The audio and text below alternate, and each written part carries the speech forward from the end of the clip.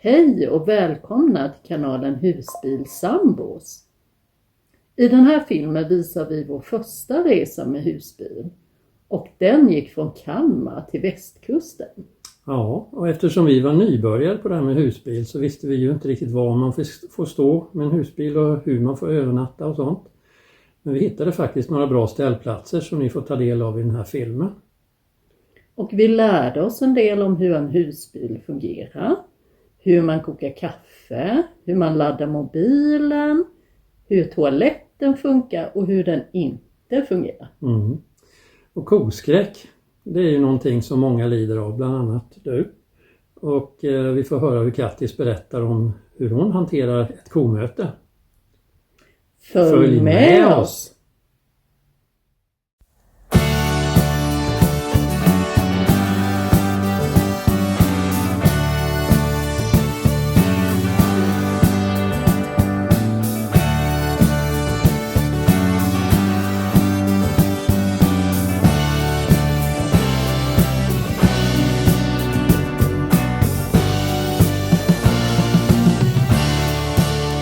Kattis dagbok. Mönsterås.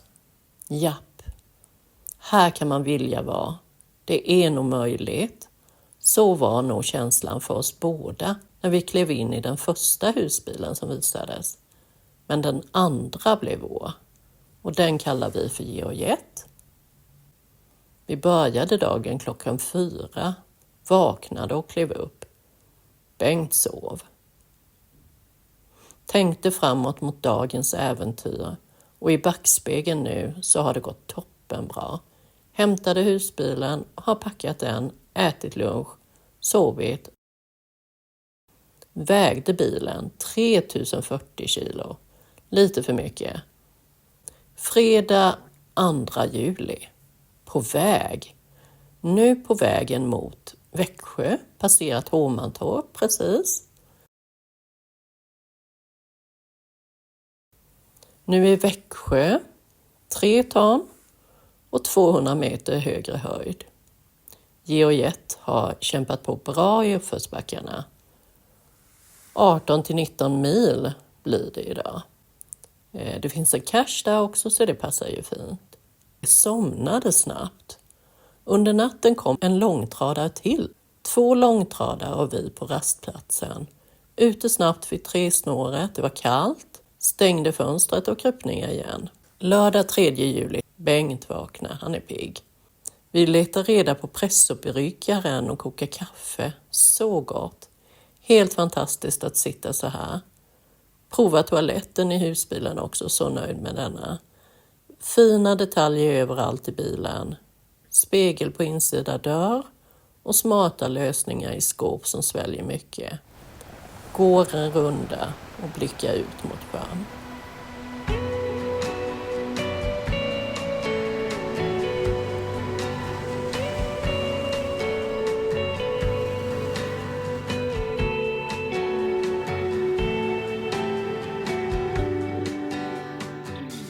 Ja, det var ju kul att höra lite av dina dagboksanteckningar. Mm. De har jag inte sett förut. Nej. Och en dagbok kan man ju tänka sig att den är ganska privat egentligen. Mm. Men det här är ju mer som en berättelsedagbok. Ja, då är det okej. Så den kan ju andra ta del av, tänker vi. Mm. Ja, men då körde vi från Fenen och så körde vi mot Ljungby. Och precis innan Ljungby så stannade vi till. Ja, vi skulle logga en cache. Ja, just det. Det är ju oftast därför vi stannar när vi inte åker. Vi stannar ofta. Mm. Ja, och där när vi gick mot cachen ju, då kommer det ju en skock med kor helt plötsligt. Och då blir det tvärstopp. Ja, inte för mig. Jag har inga problem med det. Nej, du känner ju inte alls så. Men jag känner ju så. Och det är lite likt det här med min känsla för broar. Här då är det detta hotet som gäller liksom. Och då har jag lust att springa, men det gör jag ju inte. Men här var det ju stängsel mellan oss och korna. Alltså det var ju ingen risk att de skulle hoppa på oss. Ja, men jag tänker att de ser inte stängslet. De bara springer på. Ja. Ja. Ja. Och det där känner man ju igen.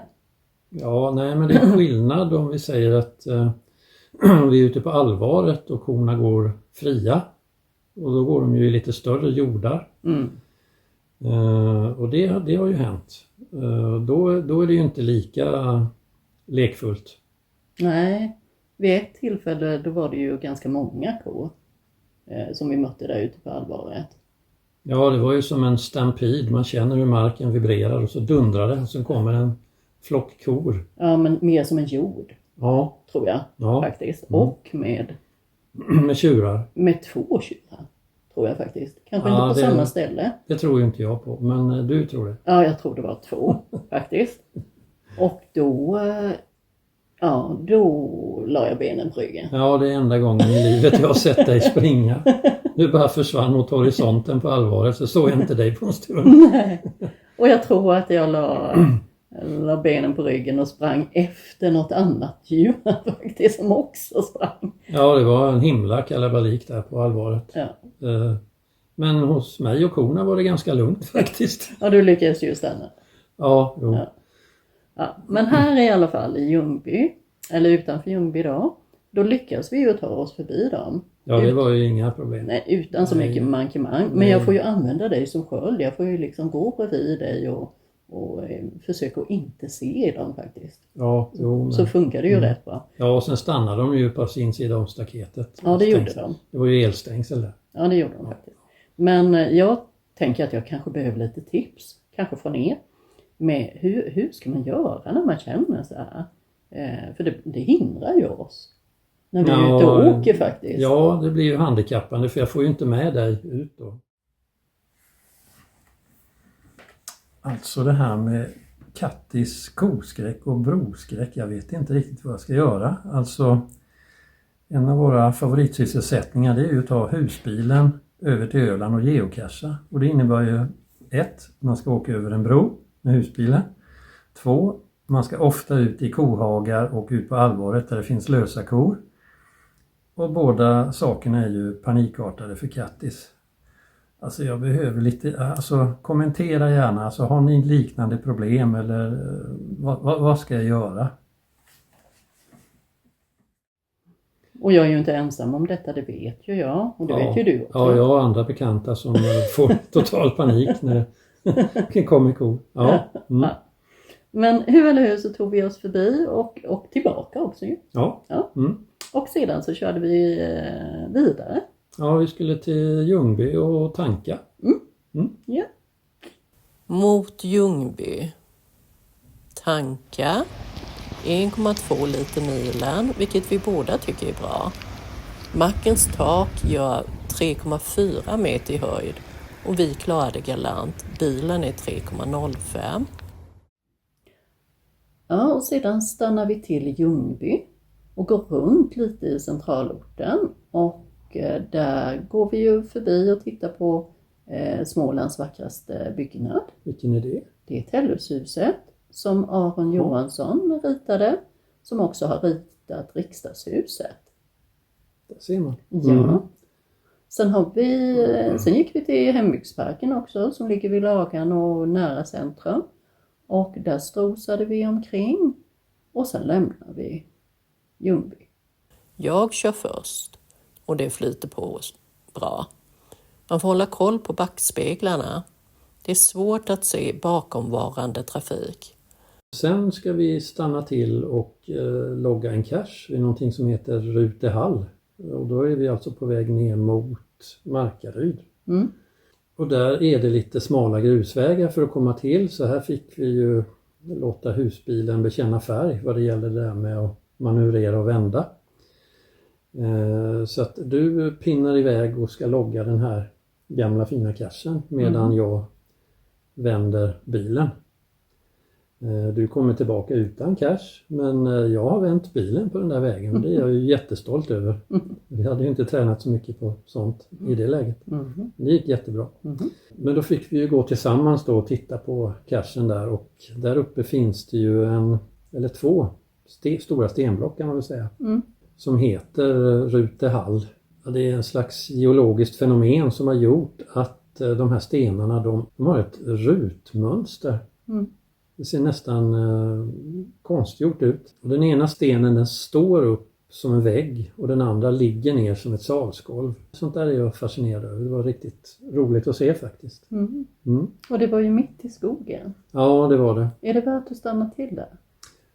Ja, om man är intresserad av geologiska fenomen, absolut. Ja, spännande. Ja, och sen fortsatte vi till Hannabadsåsen som ligger söder om Markaryd. Det ligger ju också en sjö som heter Hannabadssjön. Det här är ju en av de högsta åsarna i Kronobergs län. Det är ju en sån här getryggsås och som man tror är cirka 12 000 år gammal. Kan nog stämma. Var det där vi såg massa grodor också? Det var nog grodor. Oklart. Jag tror det. Ja. Så fortsatte vi mot Halmstad och då blir det ju övernattning nummer 2.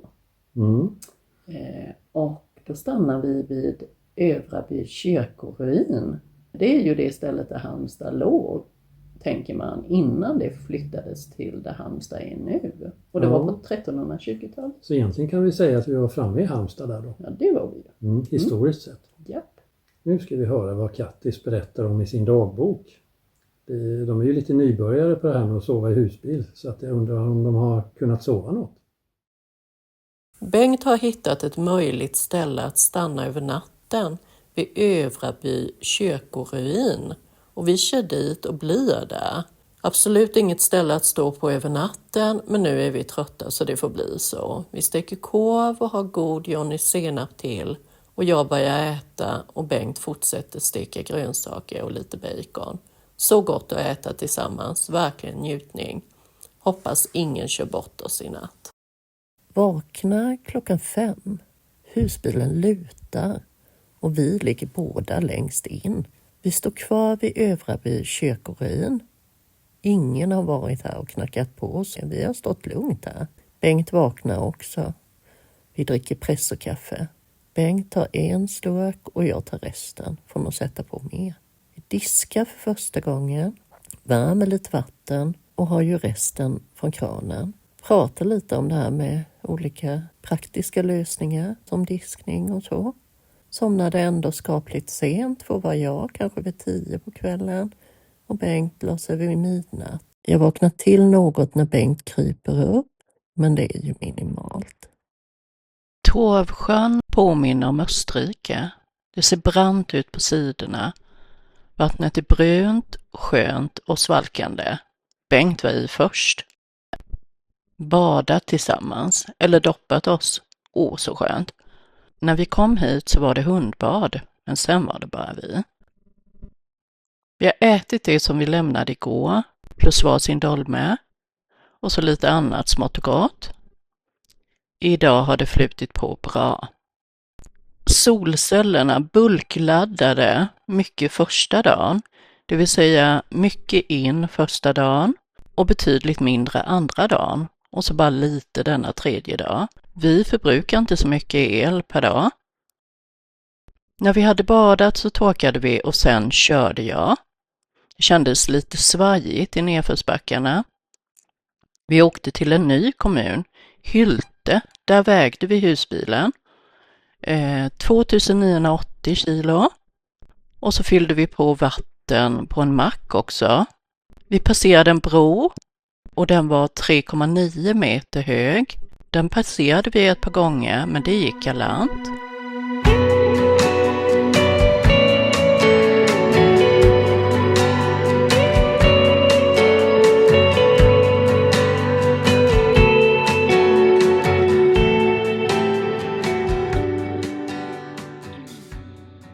Nu har vi kommit till Vesehatt och det är en ställplats som har mulltoa. Vi lagar till fisksoppa och dricker lite vitt till. Sen ska vi nog cykla en runda.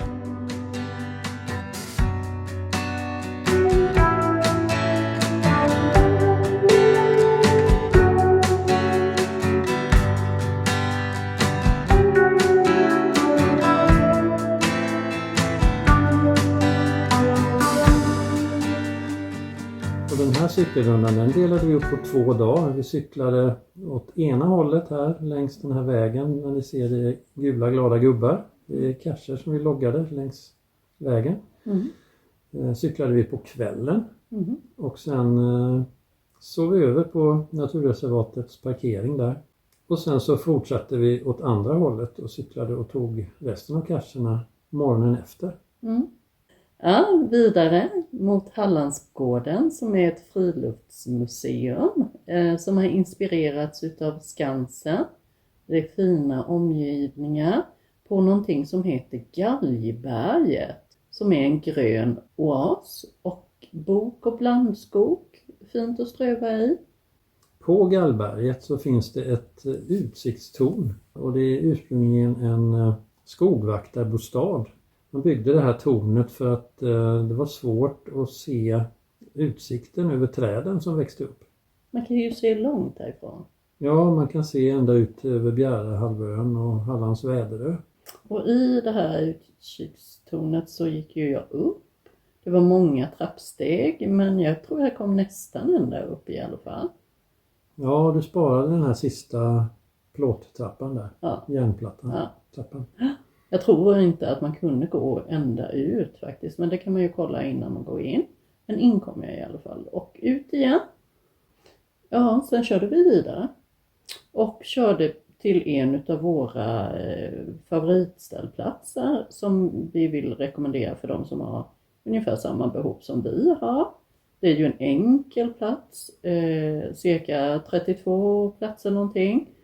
20 med el. Vi brukar ju inte använda el men det finns ju dusch och det finns ju, man kan ju tömma och så. Ja, både latrin och gråvatten och fylla vatten och ja, diskplats finns ju också så man kan stå och diska. Det finns det också, ja. Och sen väldigt nära till centrum om man vill gå eller cykla. Cykla är ju fantastiskt nära. Så vi begav oss mot centrum på cykel. Vi hade ju ett problem som vi skulle behöva lösa och det var ju det här vi hade upptäckt det att vi kunde ju bara ladda våra mobiler och paddan och sådana här saker medan vi körde på de här ciguttagen i förarhytten. Men då hade jag ju hittat något mystiskt 12 mm uttag. Så då begav vi oss till Kjell & Company så de hjälpte oss att fixa till en adapter och stoppa i lite ladduttag i den. Så att då löste vi det problemet. Och så gör vi ju fortfarande. Ja. Det funkar ju bra. Ja, det funkar jättebra. Ja, det är nästan som man funderar på hur man gjorde innan. Ja, det gjorde vi inte. Nej, det gjorde vi inte. Så.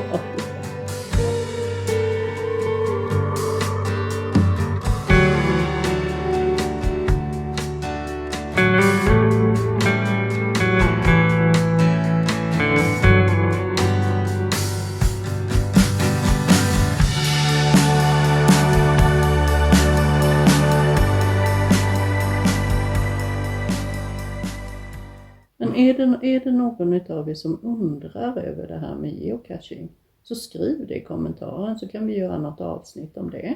Men vi cyklade till ett ställe som heter Slottsmöllan och som är ett före detta industriområde som nu är ett företagscentrum.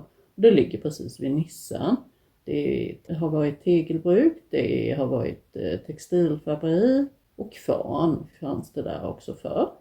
Så där var vi en runda också ju. Men sen, ja man måste ju äta. Så är det ju. Ja. Och då funderade vi på vad äter man någonstans i Halmstad då? Och då hittade vi en jättefin indisk restaurang. Och det var gott om mat. Ja, där åt vi en rejäl brakmiddag alltså. Och det var stark mat. Ja, riktigt gott. Ja, det var en rejäl måltid. Vi satt där länge. Det är så gott med nanbröden och andra alternativ kan man ju också få. Glass till efterrätt. Någon specialglass också. Ja, ganska hård, kall glass. Ja. Men god. Och när vi kom dit så satt vi ute och så började det regna. Och ja, de fixade så att alla fick plats inne. Och, men vi var jättenöjda där. Och sen, samtidigt så är det ju det här med liksom, toabesök på restaurangen tycker jag är lite spännande. Hur ser toaletterna ut? Är det fräscht eller ej? Eller hur är det? Och här är ju en kul toa, spännande inredning, jättefin tycker jag. Och här, dit har vi ju åkt tillbaka flera gånger sedan. Nu ska vi höra när Kattis läser ur sin dagbok och beskriver morgonen efter besöket på den indiska restaurangen. Kattis dagbok. Onsdag 7 juli. Vaknade. Bengt var redan vaken. Latrinen hade runnit över. Det var fullt upp i kröken. I morgonrock och utan morgonkaffe så flyttade vi husbilen, tömde latrinen för första gången och det gick utmärkt. Bengt spolade rent i kassettutrymmet. Nu är det fint igen. Gråvattnet tömde vi, men vi hade lite oflyt med självfallet, men vi fixade det. Sen åkte vi. Kom på att vi inte hade fyllt på dricksvatten i flaskorna, bara i tanken. Ja, då vände vi tillbaka. Nu fortsätter vi norrut längs kusten och passerar en bro som har en höjd på 3,5 meter. Och det kändes ju lite läskigt, även om det är rätt så god marginal mot våra 3,05. Men ja, vi kom ju under med god marginal. Vi stannar till vid ett rökeri på vägen i Gullmarspån.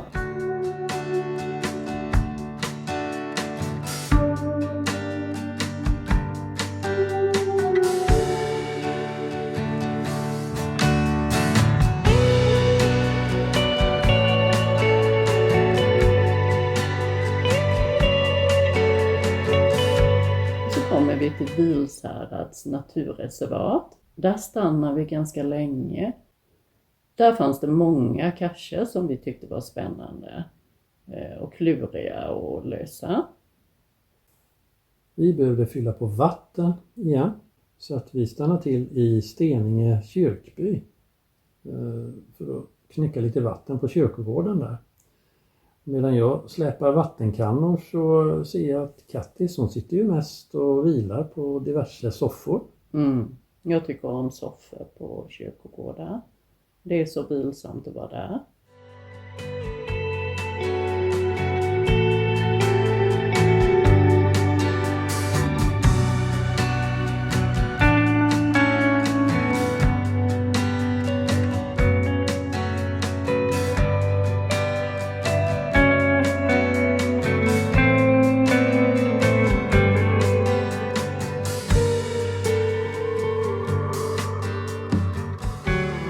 Sen blir det glass.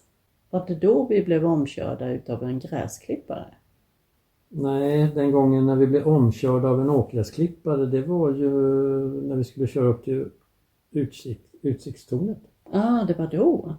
Ja. Så det här är bilderna när vi hämnas på en annan åkgräsklippare genom att köra om den. Visa att vi verkligen kan. Ja, och den kunde vi köra. Kattis var ju sugen på glass, så vi fortsätter då mot ett café som ligger i en kvarn. Och utanför där så är det en skulptur med Don Quixote som rider på sin magra gamla häst Rosinante. Och det är Särdals kvarn som vi kommer till. Och där har de en stor väderkvarn av holländsk typ. Och man får ju tänka att det här är ju efter corona. Men man behöver ju ändå tänka lite på när man samlar sig med andra. Ja, vi köpte glass. Det är ett fint fikaställe det här. Fint att stanna till. Där finns butik också. Och där när vi skulle in i butiken då hade de ju ett system för hur många som fick komma in och så. Och det var ett system med knäppor. Knäppor? Ja, knäppor. Vadå? Det står ta en nypa och då menar de knäppor. Du menar klädnypor? Ja, eller klädnypor kan man ju också säga såklart. Och då sätter man nypan synligt på sina kläder och så lämnar man knäppan sen i kassan när man går ut. Men här köpte vi kaffe och vi köpte te och någon mangosalsa också. Och det var jättefint ställe.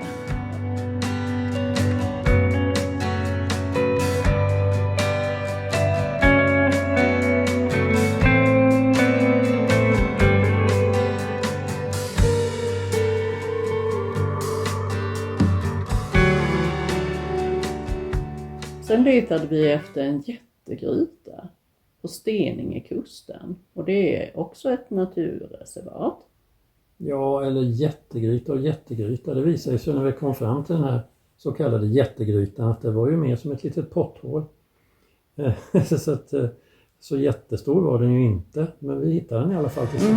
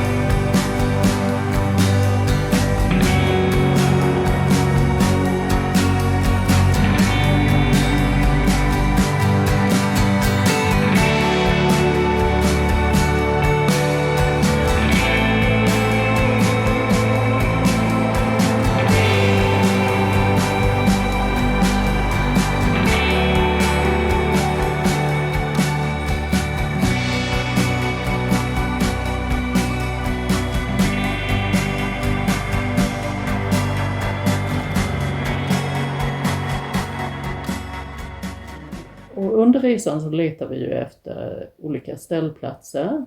Nu hittade vi en parkering vid Grimsholmens naturreservat.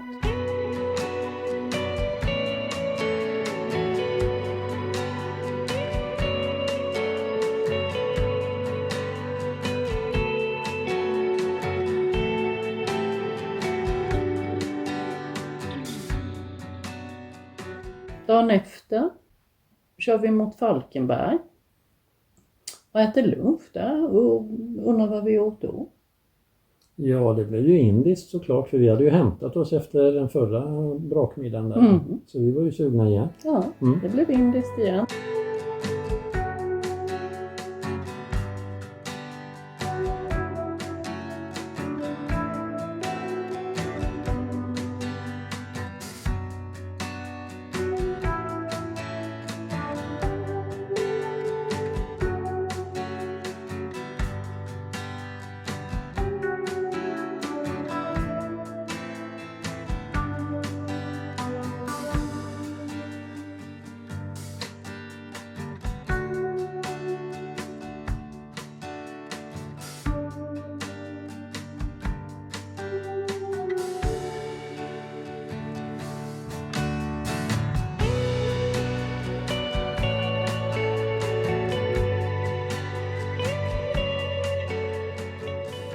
Får vidare mot Glommen som är ett fint pittoreskt litet fiskesamhälle med en fin strand.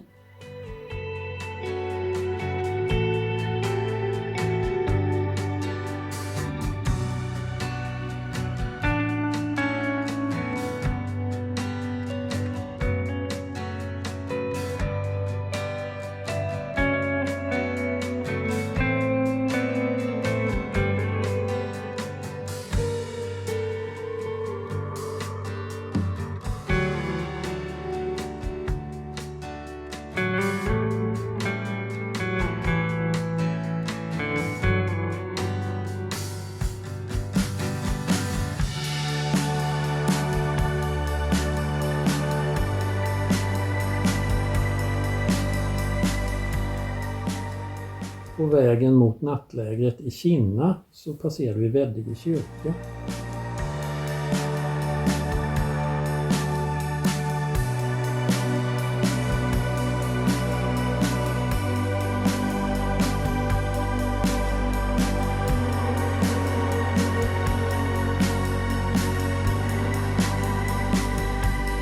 Och ställplatsen vid Kinna järnvägsstation heter den. Där står man gratis men betalar för el. Och det är ju ett ganska utsatt ställe egentligen för att järnvägen går ju precis bredvid. Men det visste vi ju när vi ställde oss där. Och vi sov gott den natten. var lite buskörning utav några ungdomar, men annars var det ju jättebra plats för oss. Därefter mot Aplared utanför Borås och sedan mot Borås stad.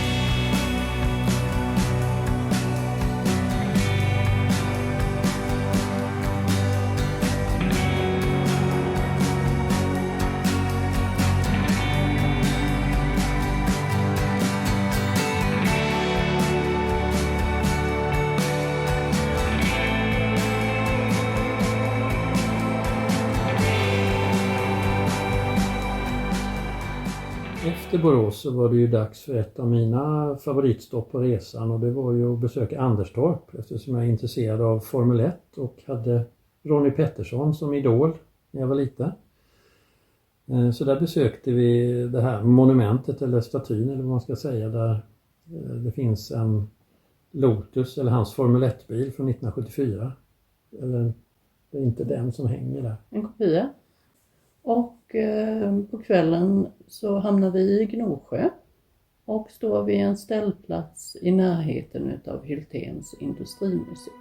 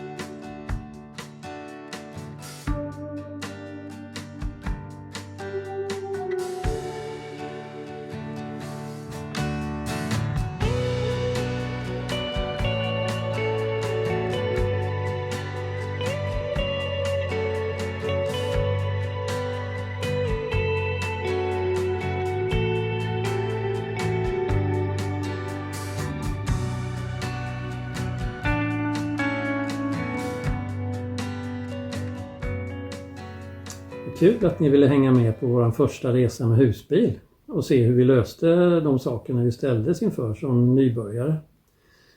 Och det här med ställplatserna, det är ju 2 av de här parkeringarna som vi stod på. Jättemysiga, jättefina ställen som har fått förbud mot övernattning. Och vi hoppas ju såklart att det inte beror på oss. Vi tar alltid med oss vårt skräp därifrån och överfyller inte några små sopkorgar. Och kör inte ut markis och möbler utan försöker ta så lite plats som möjligt.